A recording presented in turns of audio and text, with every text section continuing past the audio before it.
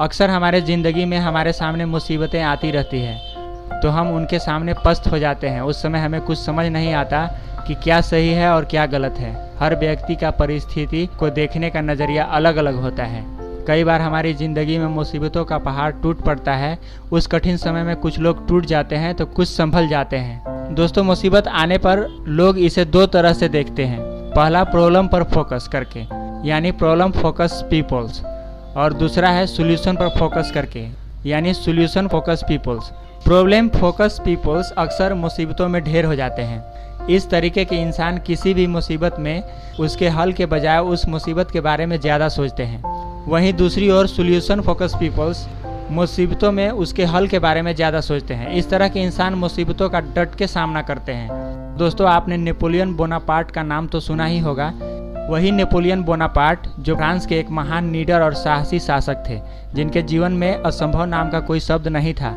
इतिहास में नेपोलियन को विश्व के सबसे महान और अजेय सेनापतियों में से एक गिना जाता है। वह इतिहास के सबसे महान विजेताओं में से माने जाते थे। उनके सामने कोई नहीं रुक पाता था। नेपोलियन अक्सर रिस्क भरे काम किए करते थे। एक बार उन्होंने आल्प्स पर्वत को पार करने का ऐलान किया और अपनी सेना के साथ चल पड़े।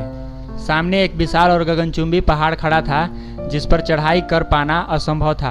उनकी सेना में अचानक से हलचल पैदा हो जाती है। पास में ही एक बूढ़ी औरत खड़ी थी।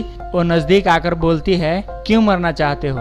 यहाँ जितने भी लोग आए हैं वो मुंह की खाकर यहीं रह गए हैं।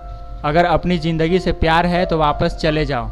उस औरत की यह बात सुनकर नेपोलियन नाराज होने की बजाय प्रेरित हो गया और झट से हीरों का हार उतारकर उस बुजुर्ग महिला को पहना दिया और फिर बोले, आपने मेरा उत्साह दोगुना कर दिया और मुझे प्रेरित किया है, लेकिन अगर मैं जिंदा बचा तो आप मेरी जय जयकार करना। उस औरत ने नेपोलियन की बात सुनकर कहा, तुम पहले इंसान हो जो मेरी बात सुनकर हताश और निराश नहीं हुए। जो करने या मरने और मुसीबतों का सामना करने का इरादा रखते हैं वह लोग कभी नहीं हारते। ऐसा नहीं है कि यह मुसीबतें हम जैसे लोगों के सामने ही आती है। बड़े बड़े वीर पुरुष और राजाओं के सामने भी मुसीबतें आई हैं। अंत में एक बात हमेशा याद रखिए, जिंदगी में मुसीबतें चाय के कप में जमी मलाई की तरह है और कामयाब वो लोग हैं जिन्हें फूंक मारकर मलाई को साइड कर चाय पीना आता है।